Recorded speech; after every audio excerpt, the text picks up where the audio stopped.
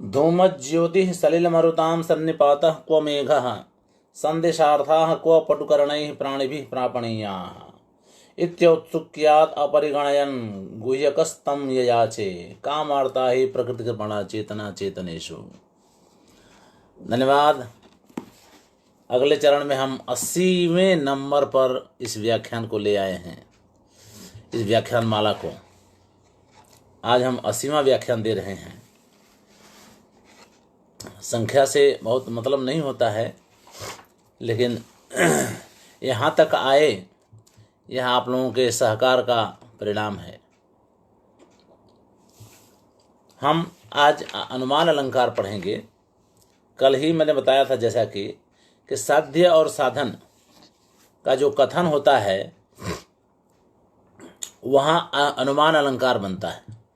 अनुमान अलंकार साध्य साधन का अनुमानम तदुक्तम यत साध्य साधनयोर वचः, यानी साध्य और साधन का जहाँ वचन हो यानी कथन हो वहाँ अनुमान अलंकार बनता है।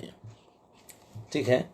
अब ये अनुमान जो है न्याय शास्त्र का एक बहुत ही महत्वपूर्ण सिद्धांत है। अनुमान प्रमाण, प्रत्यक्ष प्रमाण, अनुमान प्रमाण। तो इस अनुमान प्रमाण की थोड़ी बारीकियां हम जान लें, तब इस अनुमान अलंकार को समझ पाएंगे। तो सबसे पहले तो अनुमान में एक व्याप्ति नामक तत्व आता है। व्याप्ति, अनुमान में व्याप्ति एक तत्व है। व्याप्ति पहले समझ लें। वो व्याप्ति किसको कहते हैं? तो कह रहे हैं कि जहां पर दो पदार्थों में सहज संबंध हो। ठीक है। दो पदार्थों में जहां सहज संबंध हो, स्वाभाविक संबंध हो, वहां पर उसको व्याप्ति कहते हैं। ठीक है। अब इस व्याप्ति के दो स्वरूप होते हैं, एक अन्वय व्याप्ति और दूसरा व्यतिरेक व्याप्ति। अब हम व्यवहार में देखते हैं कि जहां आप आग जलाएंगे वहां धुआं भी होगा। ठीक है। यानी आग और धुएं का स्वाभाविक संबंध है। तो अब आग और धुएं का स्वाभाविक संबंध है, तो इसका मतलब ये हुआ कि वहां पर व्याप्ति है। आग और धुएं के बीच में वो व्याप्ति हो गई।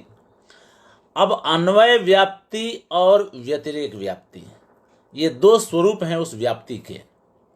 अन्वय का अर्थ होता है संबंध और व्यतिरेक का अर्थ होता है संबंधाभाव। संबंध का अभाव यानी अभाव, व्यतिरेक।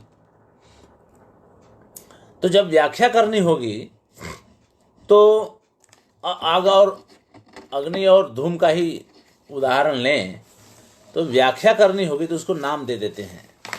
तो कह रहे हैं कि वहनी जो है, जो अग्नि है वह साध्य है और धूम जो है साधन है। वह साधन है, उसको हेतु भी कहें आप धुएं को। ठीक है। तो अन्वय में यह है कि जहां एक है वहां दूसरा भी होगा, इसको कहते हैं अन्वय। क्योंकि एक है तो उसके साथ हम हमेशा स्वाभाविक रूप से रहने वाला दूसरा भी होगा उसके साथ में। तो आग और धुएं की बात करें अगर, तो जहां जहां धुआं होगा तो बिना अग्नि का धुआं नहीं हो सकता है। इसलिए अनुमान से आप कह सकते हैं कि जहां जहां धुआं होता है वहां वहां अग्नि भी होती है। यत्र यत्र धूमः तत्र तत्र वह्निः, ये न्याय शास्त्र में अन्वय व्याप्ति के लिए उदाहरण के रूप में इसको दिया जाता है। ठीक है। तो अब ये तो हो गया, व्याप्ति वहां पर है तो अन्वय व्याप्ति है, क्योंकि वहां पर दोनों एक की स्थिति है तो दूसरा भी होगा। व्यतिरेक व्याप्ति में एक नहीं है तो दूसरा भी नहीं है। ठीक है। एक नहीं है तो दूसरा भी नहीं है, ये कह देते हैं। तो अब कहना हो तो कैसे करेंगे न्याय की भाषा में? तो कह रहे हैं कि यत्र यत्र वह्नि अभावः तत्र तत्र धूमा भावः। अब व्यतिरेक में इस तरह से कहेंगे, जहां पर जहां जहां वाहनी का अभाव है, जहां पर जहां जहां अग्नि का अभाव है, वहां वहां धूम का भी अभाव है। इसको कहते हैं व्यतिरेक। यानी एक नहीं है तो दूसरा भी नहीं है, और अन्वय व्याप्ति में एक है तो दूसरा भी है। ठीक है, अनुमान इसी तरह से लगाया जाता है। ठीक है, तो ये तो हो गया। अब इसके 5 रूप बताए जाते हैं। इस ये जो अन्वय व्याप्ति और व्यतिरेक व्याप्ति, इन दोनों के ये तो एक हेतु है ना, ये तो हेतु है। तो इनके 5 स्वरूप कहे जाते हैं। पक्ष सत्व अथवा पक्ष धर्मत्व एक नाम, दूसरा नाम देते हैं सपक्ष सत्व, उसको दूसरे ढंग से अन्वयित्व भी कहेंगे, और तीसरा कहते हैं विपक्ष व्यापृतत्व, चौथा अबाधित विषयत्व, और पांचवा असत प्रतिपक्षत्व। ठीक है, कह रहे हैं कि इनमें से ये 5 हैं, ये जो 5 हमने बताए, इनमें से किसी एक का भी अगर अभाव है तो ये है तो हेतु के 5 स्वरूप हैं। तो इन 5 हेतुओं के जो रूप हैं, इन 5 रूपों में से अगर एक भी रूप का अभाव है तो वह हेतु न होकर के हेतुआभास हो जाता है। तब हेतु नहीं कहते हैं, उसको हेतुआभास कहते हैं।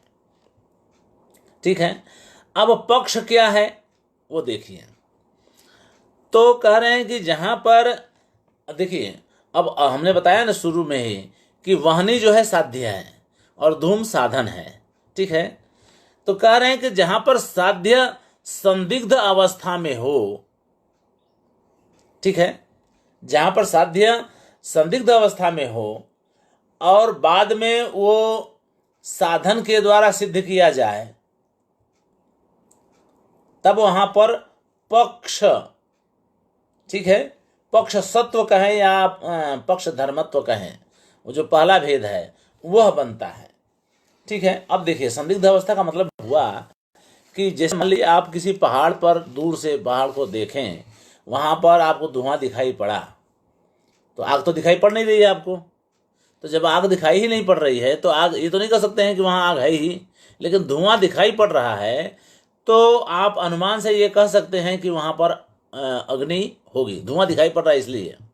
ठीक है, फिर भी कहते समय आप भी श्योर नहीं हैं, इसलिए आपको भी संदेह है कि शायद अग्नि हो और न भी हो। ठीक है, इसलिए इसको पक्ष सत्व कहेंगे। इसमें जो पर्वत जो है वह पक्ष हो गया। ठीक है, पर्वत जो है पक्ष हो गया, क्योंकि वहां पर साध्य के होने की स्थिति संदिग्ध है। संदिग्ध साध्यवान पक्ष, पक्ष उसको कहते हैं जहां पर साध्य जो है संदिग्ध अवस्था में हो। पर्वत पर अग्नि का होना संदिग्ध है, इसलिए पर्वत जो है पक्ष हुआ। ठीक है, तो एक तो ये हो जिसमें वाहनी रूप साध्य आदि सिद्ध होने से पहले संदिग्ध अवस्था में रहते हैं, उसको हम पक्ष सत्व कहते हैं या पक्ष कहते हैं। जैसे पर्वतो वहनीमान, अब जैसे धुआं देख करके आप कह सकते हैं कि भाई पर्वत जो है अग्नि वाला है, लेकिन वहनीमान ये कहने पर तो आप श्योर तो है नहीं, क्योंकि आपने अग्नि को तो देखा नहीं है। तो यह जो है पक्ष, वहां पर जो पर्वत है वो पक्ष है। ठीक है, कह रहे कि पर्वतो वहनीमान, यहाँ पर्वत पर अग्नि का होना संदिग्ध है, उसमें संदेह है, इसलिए श्योरिटी के साथ निश्चित रूप से नहीं कह सकते हैं कि वहाँ अग्नि है ही, क्योंकि आपने तो धुआं देखा है, अग्नि को तो देखा नहीं है। इसलिए वह पर्वत जो है पक्ष हुआ, क्योंकि वहाँ पर साध्य का होना संदिग्ध है। साध्य यानी अग्नि का होना वहाँ, भले आपने कह दिया कि भाई पर्वत पर अग्नि है धुआं देख करके, भले आपने कह दिया, लेकिन आप श्योर नहीं हैं, इसलिए अग्नि का पर्वत पर होना संदिग्ध है। ऐसे में वह पर्वत जो है पक्ष सत्व हुआ।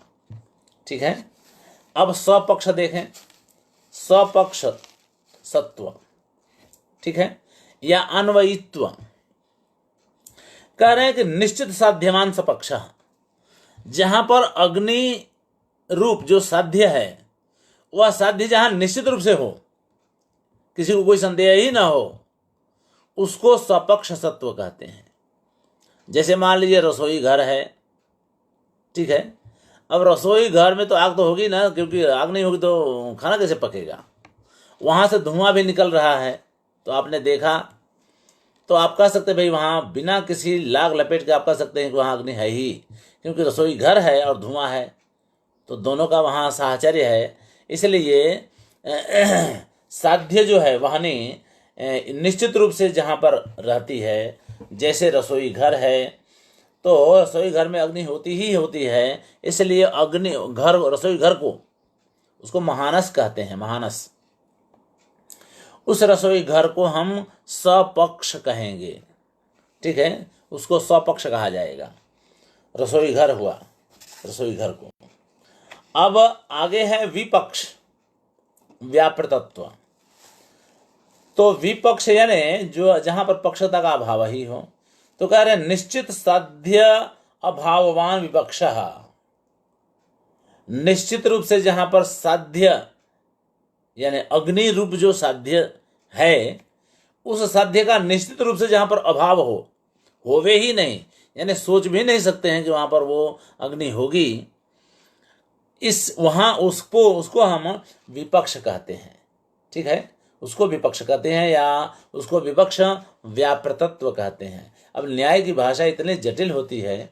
एक तो विपक्ष यानी साध्य का अभाव, नितांत अभाव, निश्चित रूप से अभाव होना विपक्ष व्यापृतत्व है, ठीक है।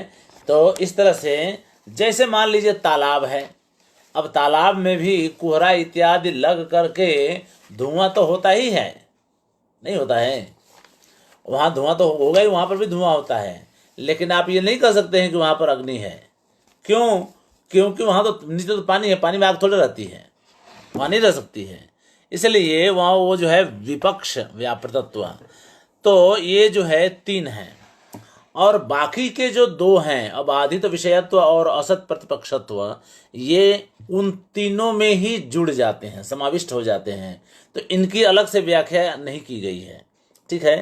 तो वो अब वो 3 ही रह गए। ये जो 2 अलग से बताए गए थे 5 में, अबाधित विषयत्व और असत प्रतिपक्षत्व, ये उसमें समाहित हो जाते हैं, समाविष्ट हैं, इसलिए उनको अलग से नहीं कहा गया। तो इस तरह से आपने देखा कि पक्ष सत्व, सपक्ष सत्व और विपक्ष व्यापृतत्व, ये जो 3 हैं, ये न्याय शास्त्र में अनुमान के लिए आवश्यक हेतु हैं। ये हेतु के लिए, आवश्यक हेतु के ये रूप हैं, ठीक है। अब इन रूपों में से अब आप देखेंगे तो अब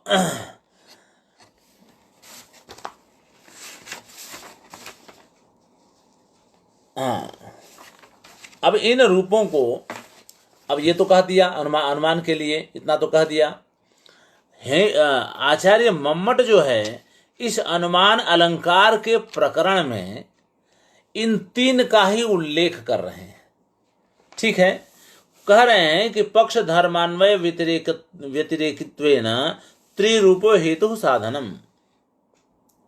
देखिए, पक्ष धर्मान्वय व्यतिरेकित्वेन, पक्ष बताया ना मैंने, जैसे पर्वत है, पक्ष धर्म और अन्वय और व्यतिरेक 2 हो गए, ये 3 हो गए ना। पक्ष, अब देखिए, पक्ष को पक्ष धर्म तो कह दिया, अन्वय को अन्वयित्व कहा ना, वही सपक्ष सत्व है, अन्वयित यानी सपक्ष सत्व, और व्यतिरेकित्व जो है वह जो है विपक्ष व्यापृतत्व है। तो ये 3 हो गए। कह रहे हैं कि त्रिरूपो हेतु, ये 3 रूप वाला जो हेतु है वही साधन है, ठीक है। किसके लिए? साध्य के लिए। साध्य के लिए यही 3 रूप हेतु जो है साधन है। क्या क्या? पक्ष धर्म, अन्वयित्व और व्यतिरेकित्व, ठीक है, 3। अब कह रहे हैं आगे कि धर्मिणी अयोग व्यवच्छेदो व्यापकस्य साध्यत्वम।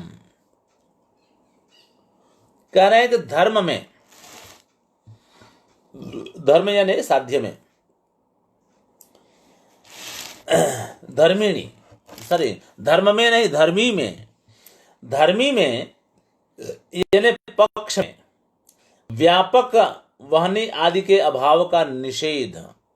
देखिए अयोग जब कहें तो अयोग यानी अभाव और व्यवच्छेद यानी भी अभाव, उसको काटना, अभाव निषेध करना, यानी अभाव का निषेध करना। धर्मी में यानी पक्ष में अभाव का निषेध करना अर्थात अभाव का अभाव बताना। इसका मतलब क्या हुआ कि अभाव का अभाव बताने का मतलब कि सत्ता वहां पर है ही है, वह चीज वहां पर है ही, अवश्य रूप से, निश्चित रूप से है, यही उसका साध्यत्व है। ठीक है, व्यवच्छेदो व्यापकस्य साध्यत्वम, यही उसका साध्यत्व है। यानी साध्यत्व क्या है कि अयोग व्यवच्छेद का जो का अर्थ यहाँ पर उन्होंने अभाव का अभाव यानी अभाव का निषेध जो किया, उसका दूसरा अर्थ उन्होंने बताया अन्यून अतिरिक्त विषयत्व, यानी कम भी नहीं और अधिक भी नहीं, जितना है उतना ही बताइए इस रूप में। तो यह जो है ये तीन रूप जो तीन त्रिरूपो हेतु साधनम, एक तो ये हो गया, और उसके बाद धर्म में जिस अयोग व्यवच्छेद का व्यापक का व्याप्ति का जो अयोग व्यवच्छेद यानी अभाव के अभाव का निषेध करना, वही साध्यत्व है। वही अरे मैं कह रहा हूँ कि आप धुआं दे करके अग्नि को निश्चित रूप से कब कह पाएंगे, ये तब होगा जब अयोग व्यवच्छेद हो, यानी उसके अभाव का बिल्कुल अभाव बताएंगे कि नहीं वहाँ पर अग्नि है ही, इस बात से कोई निषेध इनकार नहीं कर सकता है। तो इस तरह से वह साध्यत्व है। इतनी बात जो है न्याय शास्त्र के लिए न्याय शास्त्र में कही गई है। ठीक है, अब आगे देखिए, पक्ष धर्मान्वय व्यतिरेकत्वेन त्रिरूपो हेतु साधनम, यानी पक्ष धर्म, अन्वयित्व और व्यतिरेकित्व। तो अन्वयित्व के लिए सपक्ष सत्व और व्यतिरेकित्व के लिए विपक्ष व्यापृतत्व रूप से तीन धर्मों से युक्त जो हेतु होता है वही साधन कहलाता है। और साध्य में, ठीक है, धर्मी अर्थात पक्ष में जो व्यापक है वहनी आदि के अभाव का, ठीक है, धर्मिणी धर्म में अयोग व्यवच्छेदो व्यापकस्य, यानी पक्ष में व्यापक वहनी आदि के अभाव का निषेध जो करना होता है उसको अयोग व्यवच्छेद कहते हैं, कहा जाता है। ठीक है, उसी को वही जो है व्यतिरेकित्व है। ठीक है, वही व्यतिरेकित्व है, यानी विपक्ष व्यापृतत्व जिसको कहते हैं। ठीक है, वही व्यतिरेकित्व है। अब अनुमान, अब देखिए इस प्रकार से उन्होंने साध्यता की तो बात कह दी गई, वही अग्नि का साध्यत्व है। अग्नि के अभाव का अभाव यानी अयोग व्यवच्छेद, यही साध्यत्व है। साध्यता इसी की है। अब आप अग्नि को सिद्ध करना है आपको, तो इन तीन हेतुओं से आप कर सकते हैं। अब देखिए, जो ये अलंकार के रूप में अनुमान अलंकार बता रहे हैं, उनमें ये तीन हेतु किस तरह से लागू पड़ते हैं, वह उसकी सिद्धि हम अब करने चल रहे हैं। और धूम और अग्नि के मामले में देखिए, मैं न्याय शास्त्र का विद्यार्थी नहीं रहा हूँ, बड़े विनम्र ढंग से मैं स्वीकार करता हूँ कि मेरी एक मर्यादा है। ठीक है, जितना मैं बता सका मैंने बताया। अनुमान अलंकार के प्रकरण में न्याय शास्त्र का जो अनुमान प्रमाण है वो किस तरह से लागू पड़ता है, यह इस उदाहरण से हम देखेंगे। यत्र एता लहरी चला दृशो व्यापारयन्ति ध्रुवं यत् तत्रैव पतन्ति सततम् अमी मर्मस्पृशो मार्गणाः तच्चक्रीकृत चापम अंचित शरप्रेंखत करः क्रोधनो धावत्यग्रता एव शासनधरः सत्यम सदासाम स्मरः। इसमें कार्य और कारण की बात कही गई है। तो एक तरफ कारण बताया जाएगा और उसके बाद कार्य बताया जाएगा। यही कहा जाए, अभी बताया ना कि यत्र यत्र धूमः तत्र तत्र वाहनिः, जहाँ जहाँ धूम होता है वहाँ वहाँ वाहनी होती है। यहाँ पर भी तो वहाँ धूम क्या है, हेतु है यानी कारण है, और वाहनी जो है कार्य है, दैट इज साध्य है। तो धूम जो है साधन है और वाणी साध्य है। उसी तरह से इस 4 पाद वाले श्लोक में प्रथम 2 पाद साधन के रूप में हैं, ठीक है, और द्वितीय 2 पाद, दूसरे जो 2 पाद हैं वे साध्य के रूप में हैं। अब देखिए अर्थ करें। यत्र यानी जहां, एता यानी ये, लहरी चला चला दृशः यानी जल की तरंगों जैसी चंचल दृष्टि वाली, ठीक है, वाली ये युवतियां, ठीक है, भ्रुवम व्यापारयन्ति अपने भौहों का व्यापार करती हैं, दैट इज भौहों को सक्रिय करती हैं, ठीक है, भौहों को सक्रिय करती हैं यानी भौहों को डालती हैं। यत यानी जिस कारण से, क्योंकि, ठीक है, वहां कारण बताने, जिस यत तत्रैव पतंती वहीं पर पड़ने लगते हैं। कौन? तो मार्गणाः यानी बाण, बाण वहीं पड़ने लगते हैं, ठीक है। बाण है कैसे? तो मर्म स्पृशः यानी मर्म भेदी, हृदय को छेद देने वाले बाण वहीं पड़ने लगते हैं, हमेशा, निश्चित, लगातार पड़ते हैं, निरंतर पड़ते हैं, सततम अमी पतंती तत्रैव, ठीक है। ये तो साधन है। अब वो इससे अब ये इससे क्या सिद्ध करना चाहते हैं? साध्य का है इनका, तो कह रहे हैं कि सत्यम, ये होता है ऐसा, इसलिए यह निश्चित रूप से कहा जा सकता है, सत्यम निश्चित रूप से यह कहा जा सकता है कि आसाम यानी इन युवतियों का, आसाम यानी आसाम महिला नाम अथवा युवती नाम, इन युवतियों का स्मरः जो कामदेव है वह इन युवतियों का शासनधरः आज्ञाकारी होते हुए उनके शासन का पालन करता है। वह कामदेव उन युवतियों का आज्ञाकारी होते हुए अग्रतः एव धावती आगे आगे ही दौड़ता है, ठीक है। अब जैसे नौकर चाकर होते हैं तो राजा पीछे पीछे आगे आगे हटाने, तो जैसे दूत होते हैं, नौकर होते हैं, सेनानी वगैरह होते हैं, दास, तो वो इस तरह से वो कामदेव इन युवतियों का दास है, उनकी आज्ञा का पालन करने वाला है, ठीक है। तो कह रहे हैं कि अच्छा ये स्मर है कैसा, और उसके और कौन से विशेषण हैं? तो कह रहे हैं कि चक्रीकृत चापम यानी धनुष को जिसने गोल बना दिया है। अब ये धनुष गोल कब बनता है? जब उसको ताना जाता है, जब तानेंगे तो धनुष जो है एकदम गोल हो जाता है। अब खुद ही कल्पना कर सकते हैं। तो कह रहे हैं कि चक्रीकृत चापम धनुष को गोल किए हुए, अंचित शर प्रेंखत करह, ठीक है, यानी हाथ में धनुष को उस पर रखे हुए, हाथ से धनुष पर बाण रख करके जब धनुष को गोल किया जाए, ऐसा वह, और क्रोधनः यानी क्रोधशील, गुस्सैल, क्रोध करने वाला वह स्मरः कामदेव निश्चित रूप से, सत्यम निश्चित रूप से इन युवतियों का, ठीक है, शासनधर सत आज्ञाकारी होते हुए अग्रतः एव धावति आगे आगे ही दौड़ता है। अब देखिए ऊपर क्या बताया कि ये जहाँ युवतियाँ जहाँ पर भी भाव अपनी नज़र डालती हैं वहीं पर मर्मभेदी बाण कामदेव के पड़ने लगते हैं। इससे यह सिद्ध होता है कि यह कामदेव जो है युवतियों का आज्ञाकारी दास है और आगे आगे चलता है, वो जैसे कहती हैं वैसे करता है वो, ये बात है। वो खुद भले, अच्छा इसमें भी विपरीतता क्या है कि एक तो हमेशा धनुष को ताने रहता है बाण रख करके, और जो है क्रुद्ध भी रहता है, क्रोधी भी रहता है।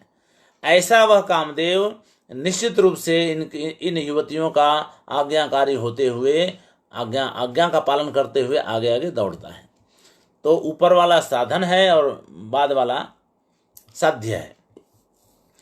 तो वही करें अत्र, हाँ, साध्य साधन यो पौर्वा पर्य विकल्पे। अब यहाँ पर एक दूसरी बात आती है कि रुद्रट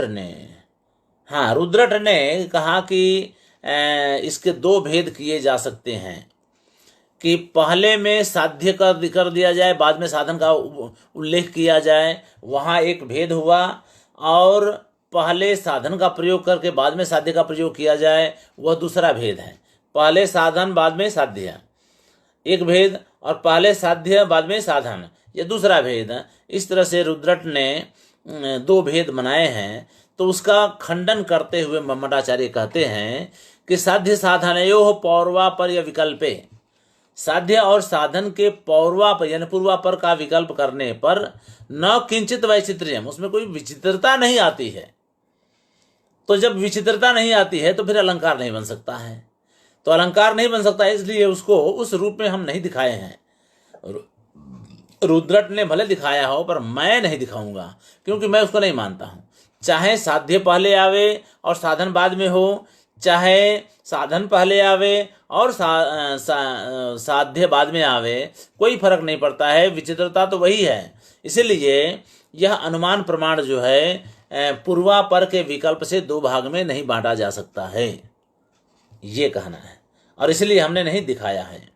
तो रुद्रट की बात वहाँ खंडित हो जाती है। ठीक है, तो इस तरह से अनुमान प्रमाण जो है पूरा होता है। ठीक है, हम कम का बता रहे हैं, आप लोग ज़्यादा समझदार हैं, समझ सकते हैं, इसलिए। पर अनुमान अलंकार को समझने के लिए इतना काफ़ी है, ये तो मैं कहूँगा। ठीक है, इतना ये कहा जा सकता है। अब इसमें क्या है, हेतु और होता है ना, इसमें जो साध्य है और साधन है ये अनुमान ही तो है। बाकी तो आप तो जानते हैं ना कि कामदेव का बाण वाला होना।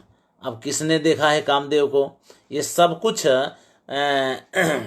ध्वनि के भेदों में आप चले जाइए तो कवि प्रौढ़ोक्ति सिद्ध में आते हैं, जहाँ पर कवि समय यानी कवि जगत में कुछ प्रयोग जो है रूढ़ हैं, तो वहाँ पर उनका प्रयोग हुआ करता है। तो कामदेव का होना नंबर 1, वो तो है कि भाई कामदेव तो ठीक है, कोई बात नहीं है। उनके 5 बाणों का होना ये कवि जगत में ही प्रसिद्ध है, हम लोक में नहीं देखते हैं। ठीक है, लोक में हम इसका कोई अनुभव नहीं करते हैं। तो उसके ऊपर भी वो भी बाण तान करके किसी को वो करना, ये सब सारी चीज़ें जो है ये लोक में नहीं होती, ये तो कवि जगत में प्रसिद्ध है। ठीक है, तो अनुमान, अब देखिए इसमें व्याप्ति जो धूम और वाहनी का हमने बताया, उस तरह की व्याप्ति जैसी यहाँ कोई चीज़ नहीं है। ठीक है, ध्यान रखिएगा, यहाँ क्योंकि लौकिकता है ही नहीं। पहली बात तो यह है कि यहाँ लौकिक कोई घटना का उल्लेख ही नहीं है।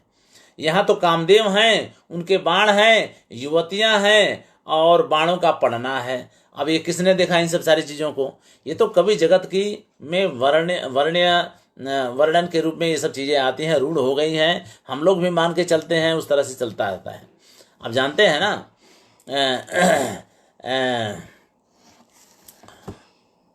अरे वो अंग्रेजी का वो है ना, विलिंग सस्पेंशन ऑफ डिसबिलीफ है ना, तो ये हम मान के चलते हैं, चलो भाई अविश्वास है, नहीं होता होगा, फिर भी है, तुम चलो इसको लेकर के चलते हैं। तो यहाँ पर व्याप्ति जो है अग्नि और धूम जैसी व्याप्ति आपको नहीं दिखाई पड़ेगी।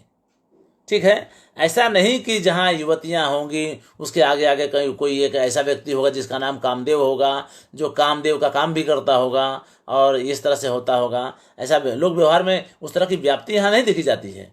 लेकिन चूंकि ये बात कवि जगत में प्रसिद्ध है, तो आप और काव्य के आप रसिक हैं, काव्य का आस्वादन करने वाले हैं, तो आप ये मान करके चलिए कि दोनों का नित्य संबंध है, स्वाभाविक संबंध है। तो स्वाभाविक संबंध है, इसलिए वहाँ व्याप्ति है। तो व्याप्ति है तो एक है तो दूसरा होगा ही होगा, ये अनुमान से भी सिद्ध हो गया। ये सब सारी बातें उस कवि समय को मान लेने के बाद शुरू होती हैं।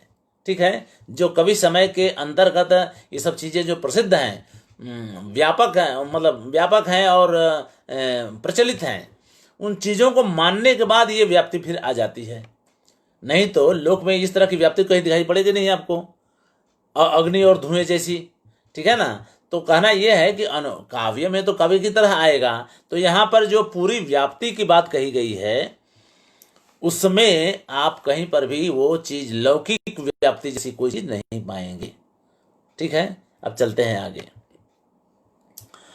विशेषणैः यत् साकूतैः उक्तिः परिकरस्तु सः।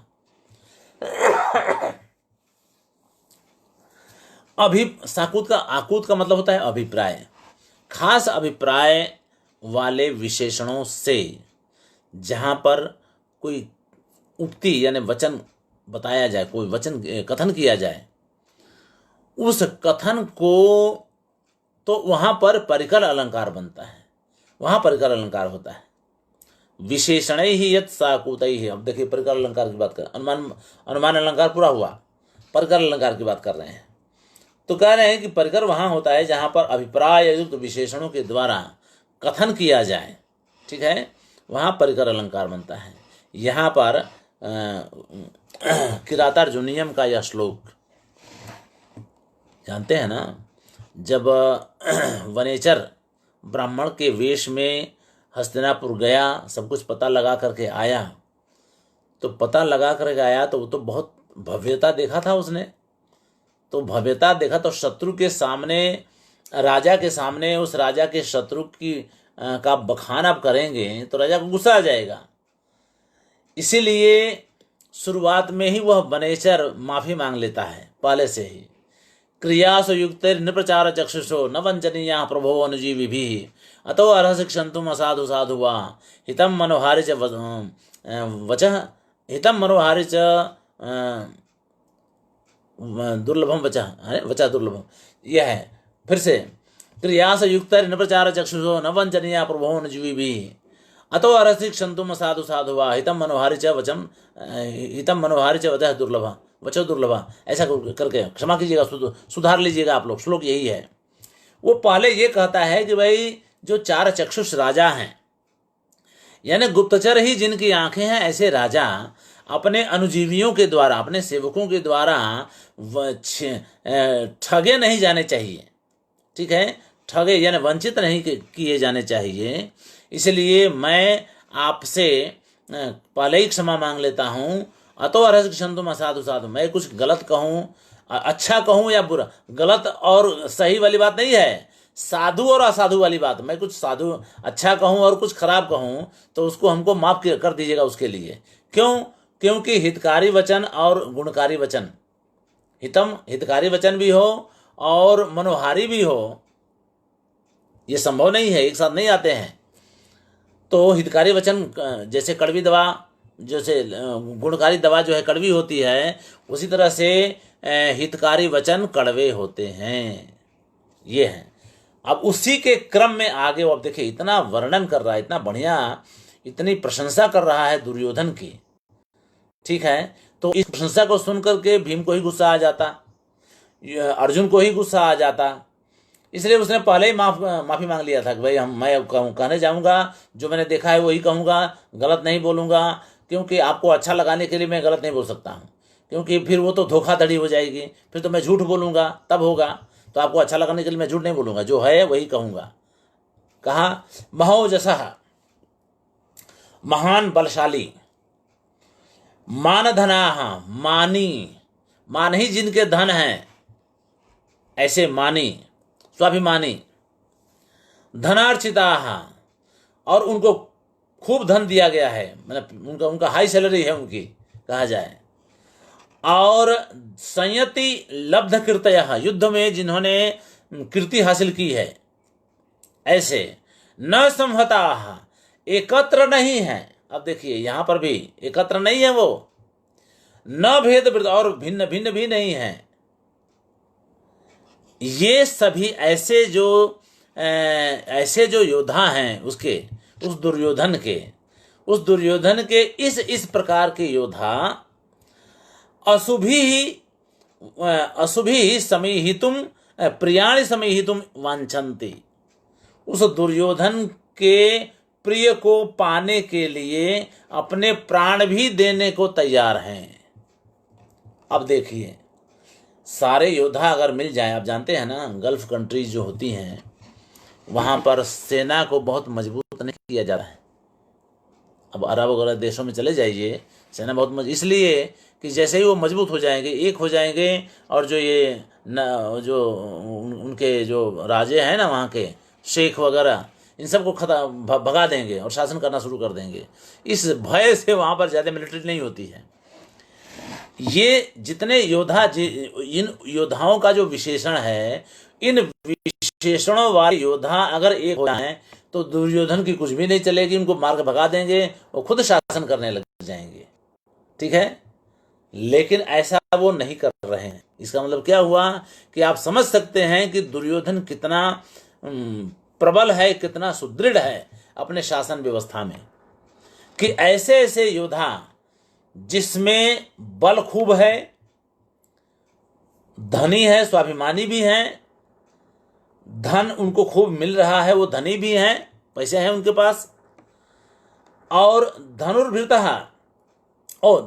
धनुर्धारी भी हैं, युद्ध में उन्होंने कीर्ति हासिल की हुई है, यानी उनका शौर्य प्रसिद्ध है, सब लोग जानते हैं उनके शौर्य को। वे चाहे तो एकत्र हो सकते हैं, एकत्र होकर के दुर्योधन को टपल कर सकते हैं, लेकिन एकत्र नहीं है, फिर भी न भेद वृत्तया, फिर भी अलग अलग भी नहीं है। ठीक है, यानी उस राजा के साथ हैं हर तरह से।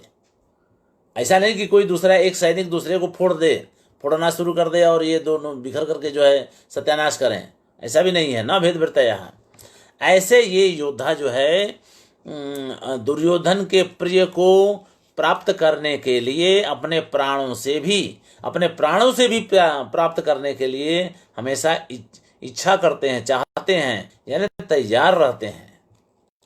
ठीक है, अब देखिए अभिप्राय का मतलब क्या हुआ कि हे युधिष्ठिर, ये कहना चाहता है कि हे युधिष्ठिर, आप अगर उसके ऊपर हमला करके विजय पाना चाहते हैं तो इस परिस्थिति को ध्यान में रखिएगा कि उसके योद्धा उसको कभी भी और किसी भी हालत में छोड़ने वाले नहीं हैं, भले उनके प्राण चले जाएं तो भी।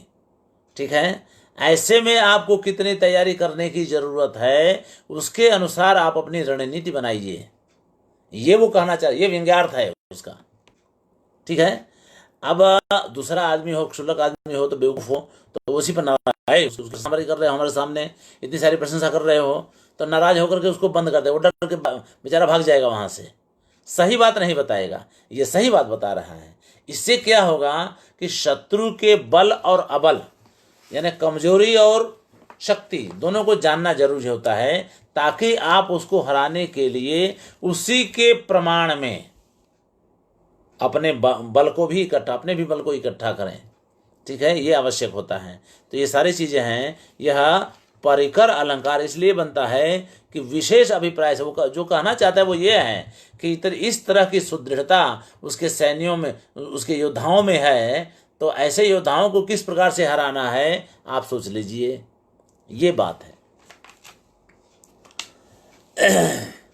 चलें आगे। तो परिकर अलंकार हो गया। यद्यपि अपुष्टार्थस्य दोषताभिधानात् तन्निराकरणेन पुष्टार्थ स्वीकारः कृतः, तथापि एकनिष्ठत्वेन बहूनां विशेषणानाम् एवं उपन्यासे वैचित्र्यम् इति अलंकार मध्ये गणितः।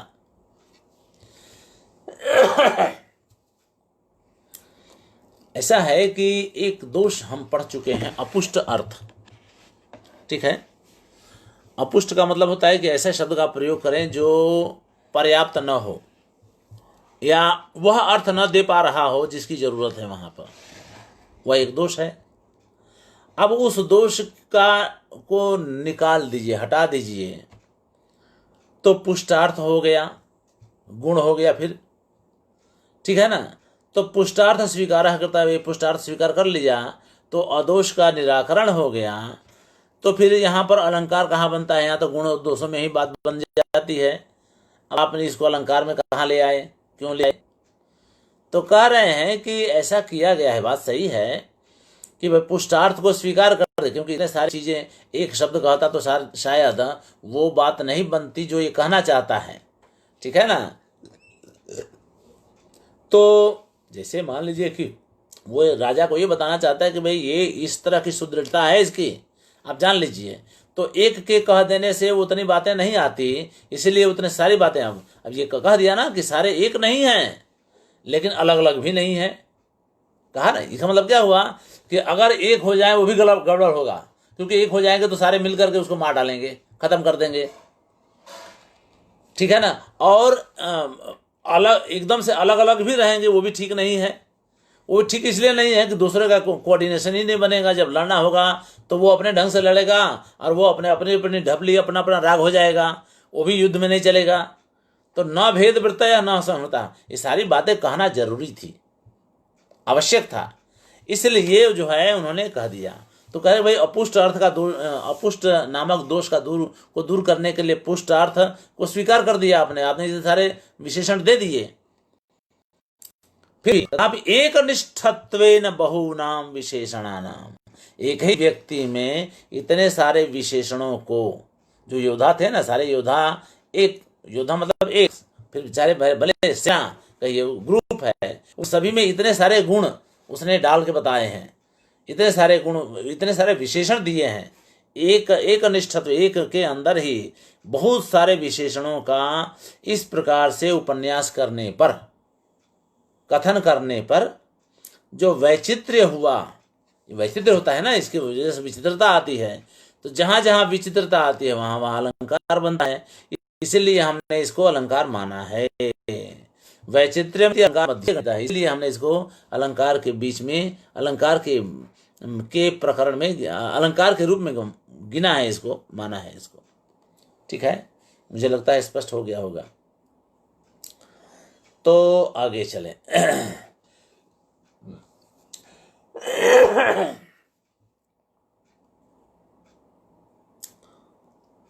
हाँ, हितम मनोहार्य च वचो दुर्लभ, ऐसा है, हितम मनोहार्य च वचो दुर्लभ। व्याजोक्ति छद मनोद्भिन्न वस्तु रूप निगूहनम। अब व्याजोक्ति अलंकार हम देख रहे हैं, ठीक है, व्याजोक्ति अलंकार।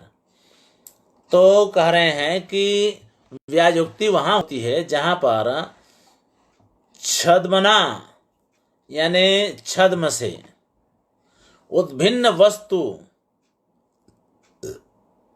वस्तु रूप निगूहनम, यानी छद्म से प्रकट हुई वस्तु का निगूहन किया जाए यानी छिपाया जाए, वहां पर व्याजोक्ति अलंकार होता है।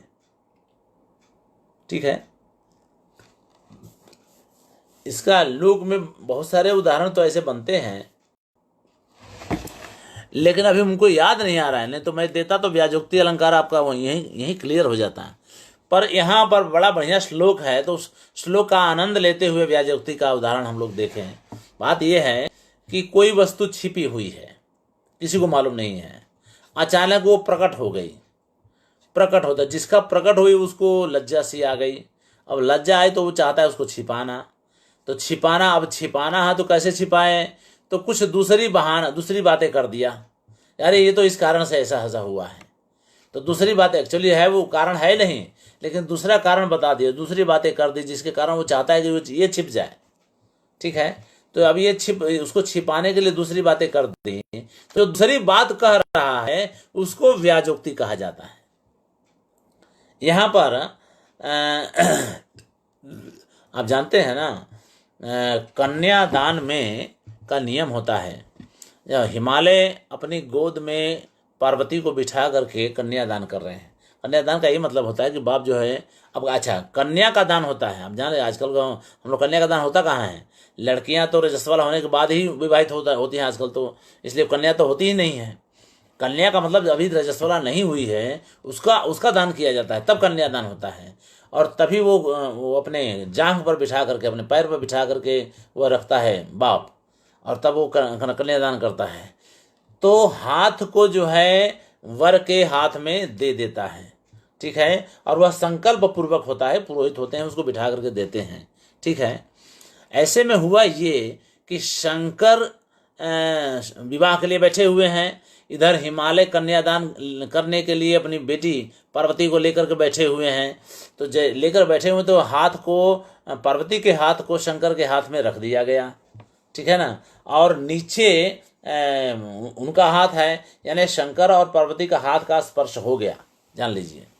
अब ऐसा होने से अच्छा, उधर पुरोहित तो मंत्र उच्चारण वगैरह कर रहे हैं, विधि करवा रहे हैं, सब करते कर ही रहे हैं। अब हुआ ये है कि देखिए, सबसे ऊपर है पार्वती का हाथ, बीच में शंकर का हाथ और उसके नीचे इनका हाथ, हिमालय का। तो हिमालय का हाथ है, तो यानी बीच में हाथ आ गया किसका? शंकर का। तो पार्वती के हाथ के साथ स्पर्श हुआ तो शंकर जी की सारी चीजें, मानसिकता ही हिलने डुलने लगी, विचलित हो गए।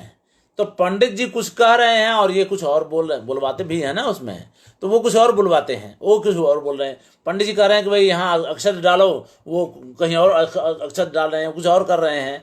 यानी वहाँ पर जो है हाथ उनका चंचल हो गया एक तरह से, ठीक है ना। अब उस चंचलत अब हो गया तो ये तो अब इसका तो सबको पता चल गया। अब पता यानी क्योंकि सब चारों तरफ से लोग देख रहे हैं इस घटना को, शादी है ना, तो चारों तरफ से लोग बैठे हुए देख रहे हैं। तो मातृमंडल भी हैं, सखियां हैं, युवतियां, तो सब लोग जो है हंसने लगे। अब हंसने लगे तो शंकर क्या करें, अपनी लाज कैसे बचाएं?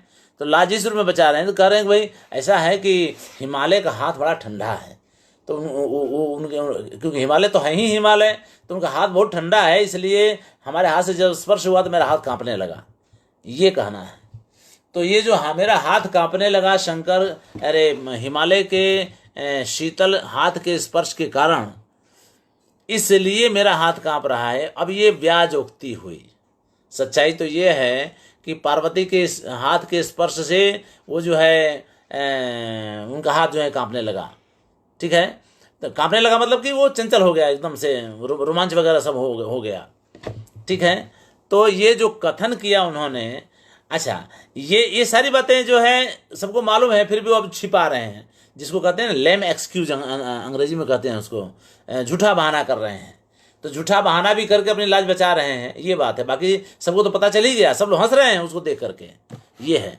अब चलें, शैलेंद्र प्रतिपाद्यमान गिरिजा हस्तोपगूढ़ उल्लसत रोमांचादि विसंशुलाखिल विधि व्यासंग भंगाकुल हा शैत्यम तुहिनाचलस्य करयोः इति उचिवान् सस्मितं शैलान्तः पुरमातृमण्डल गणैः दृष्टो अवतात वह शिवः।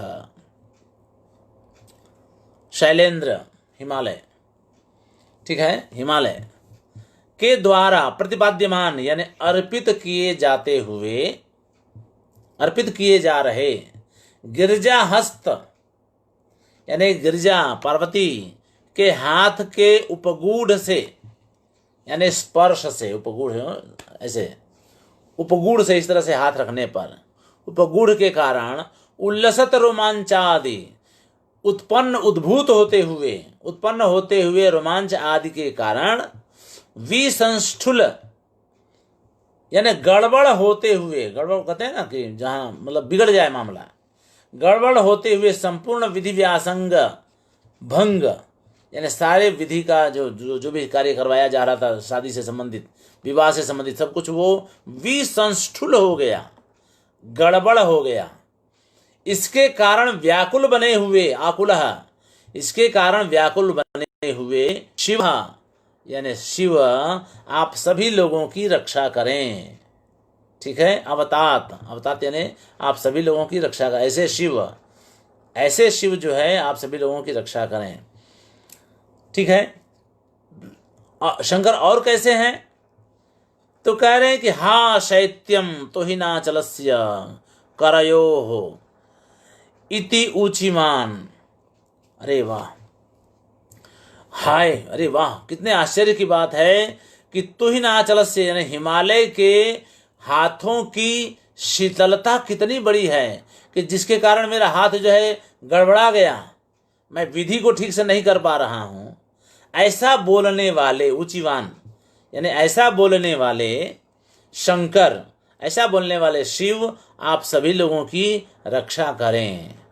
फिर शिव कैसे हैं, तीसरा विशेषण कह रहे हैं सस्मितम यानी हंसी पूर्वक, स्मित पूर्वक हंसते हुए, शैलांतः पुर मातृमंडल गणैः दृष्टः यानी हिमालय के अंतःपुर की सखियां और मातृमंडल के समूह के द्वारा दृष्ट यानी देखे गए शिव आप सभी लोगों की रक्षा करें।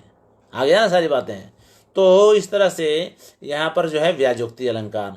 तो देखिए, हा शैत्यम तुहिनाचलस्य करयोः इति उच्यवान, इसमें व्याजोक्ति है।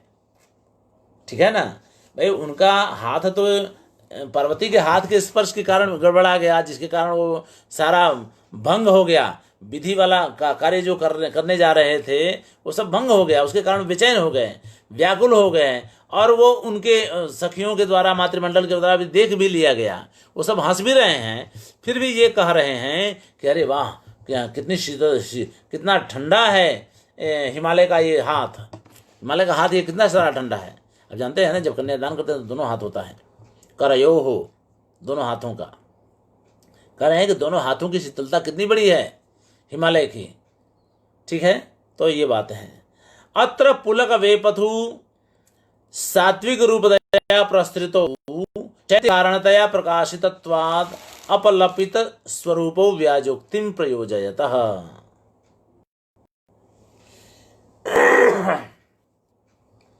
करें यहाँ पार्वती के हाथ के स्पर्श से उत्पन्न सात्विक भाव रूप पुलक वेपथु सात्विक रूपतया प्रस्तुत फैले हुए हैं। ठीक है ना, रोमांच आदि कंपन आदि हो गया उसके कारण। ठीक है ना, शैत्य के कारण हुए हैं। इस प्रकार रूपतया प्रसिद्ध शैत्य कारणतया प्रकाशितत्वात्। कारण क्या है?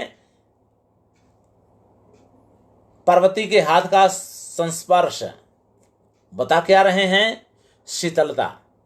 ठीक है ना, शैत्य कारणता, शीतलता को कारण के रूप में बताने के कारण अपलपित स्वरूप, जिसके स्वरूप को का अपलाप किया। ये तो अपलाप ही हुआ।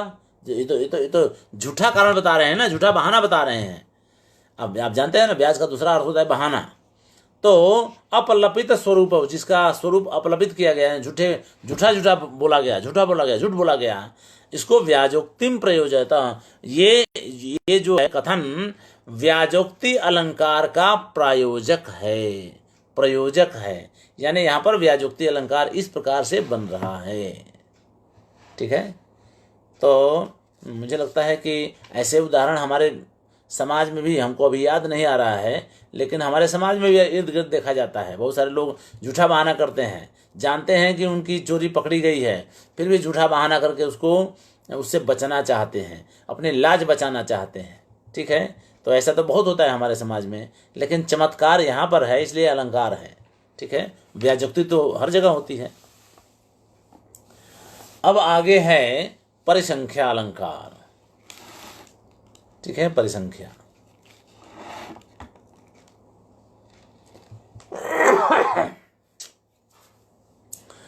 किंचित पृष्ठम अपृष्ठम वा कथितम यत् प्रकल्पते तादृक् अन्य व्यपोहाय परिसंख्या तु सा स्मृता।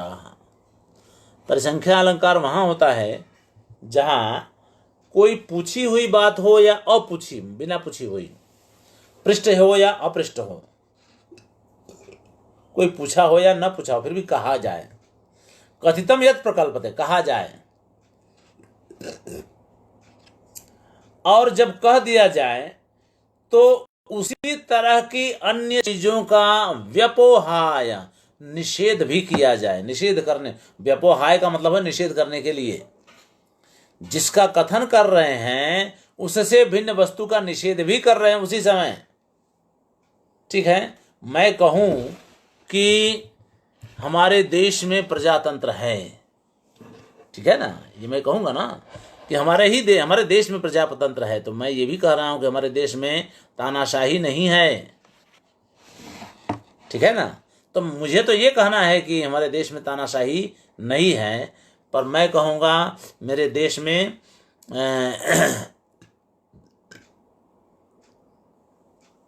हाँ, सही बात है, सही बात। चोरी तो ऐसे भी पकड़ी गई, उनका भी हाथ तो ठंडा ही होगा ना हिमालय पर रहने से। ठीक कहा आपने।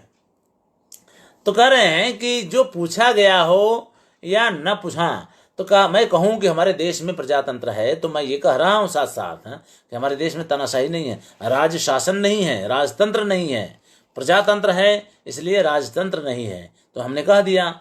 तो हमने एक का निषेध करने के लिए एक का हम कथन कर रहे हैं, और जिसका कथन कर रहे हैं वह पूछा भी गया होगा और नहीं भी पूछा गया हो, दोनों ही परिस्थितियों में हम जिसको कह रहे हैं, जो कथन कर रहे हैं, वह कथन उसी तरह की दूसरी चीजों का निषेध है। ऐसी स्थिति जहां बनती है वहां परिसंख्या अलंकार बनता है। ठीक है, अब देखिए आगे। प्रमाणांतरावगतमपि वस्तु शब्देन प्रतिपादितम प्रयोजनानंतराभावात् सदृश वस्तुअंतर व्यवच्छेदाय यत् पर्यवस्यति सा भवेत् परिसंख्या। कह रहे हैं कि अन्य प्रमाणों से ज्ञात वस्तु, प्रमाणांतरम अवगतमपि, ज्ञात वस्तु भी जब शब्देन प्रतिपादितम, जब शब्द से कहा जाए, शब्द से जिसका प्रतिपादन स्थापित किया जाए जिसको, और प्रयोजनानंतराभावात, दूसरे प्रयोजन के अभाव होने के कारण जब दूसरी चीज का व्यवच्छेद किया जाए यानी निषेध किया जाए, और इस रूप में जहां पर पर्यवसान हो यानी समाप्ति हो, वहां पर परिसंख्या अलंकार होता है। बाणभट्ट ने इस परिसंख्या अलंकार का बहुत अच्छा वर्णन किया है। कुवलय माला जैसे प्राकृत ग्रंथ में भी इसका वर्णन बहुत दिखाई पड़ता है। रघुवंश में मुझे ध्यान तो नहीं है, होगा, क्योंकि मुझे ध्यान नहीं आ रहा है, लेकिन ये परिसंख्या अलंकार बड़ा ही रोचक अलंकार है। कहते हैं कि कुटिलता तो स्त्रियों के बालों में ही थी। अब ये बात एक स्टेटमेंट दे दिया गया, कुटिलता तो स्त्रियों के बालों में ही थी, चोटी में भी होता है ना कुटिलता, बांधती है तो बाल जो है टेढ़ा मेढ़ा हो जाता, तो कुटिल हो गया। अब ये कथन तो आपने कर दिया, क्या मतलब है इसका? यानी लोग कुटिल नहीं थे, लोगों के मन में कुटिलता नहीं थी। तो इसका कथन, इस निषेध का कथन करने के लिए वो जो है कुटिलता को कहाँ दिखाया जा रहा है? बालों में, बालों में ही थी, यानी अन्यत्र नहीं थी। यानी अन्यत्र का मतलब वो लोगों के मन में नहीं था, यानी लोग बड़े ऋजु स्वभाव के थे। ऐसा वर्णन कालिदास ने, बाणभट्ट ने हर्षचरितम में किया है। ठीक है, वो पढ़ेंगे, और उसकी पूरी एक सीरीज चलती है। बाणभट्ट की तो एक आदत है ना कि वो जब चलाते हैं तो वही उनकी शैली है, वो फिर चलता ही रहता है, पूरा एक पैराग्राफ, पूरा एक पेज उसी तरह से चलता है, वैसा ही प्रयोग है।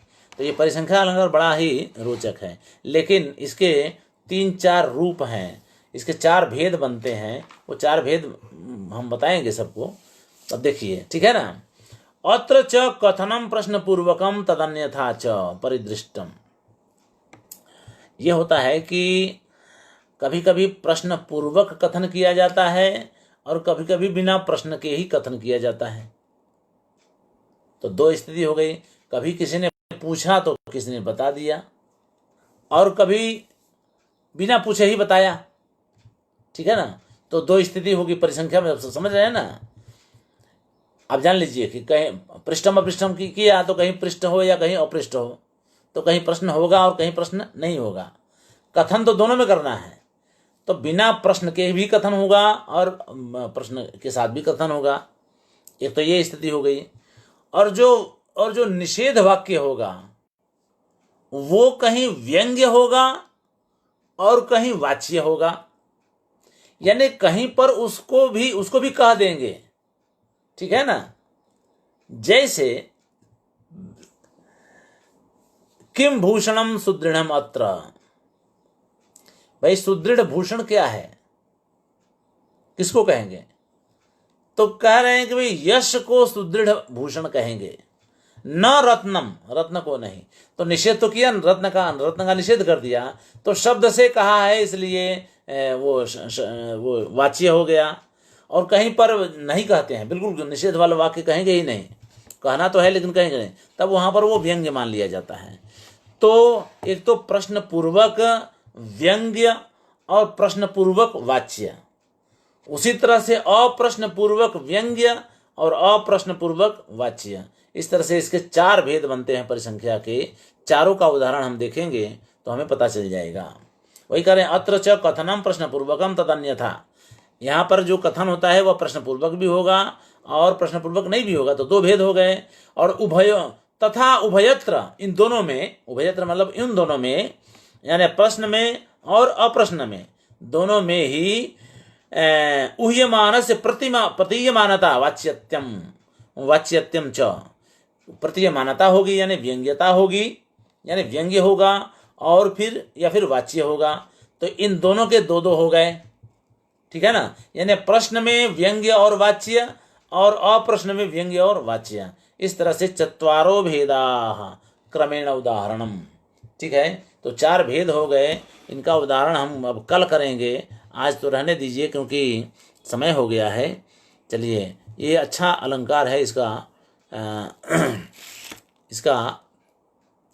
इसका प्रयोग बहुत सारे कवियों ने किया है। प्राकृत में तो खूब है, संस्कृत में किया जहाँ जहाँ, इसमें क्या है, परिसंख्या अलंकार की गुंजाइश गद्य में ज़्यादा होती है, पद्य में यानी श्लोक छंदोबद्ध रचना में कम होती है, गद्य में ज़्यादा होती है। इसलिए हर्षचरित आदि में आप दिखाई पड़ेगा आपको, कादम्बरी में भी मिल सकता है।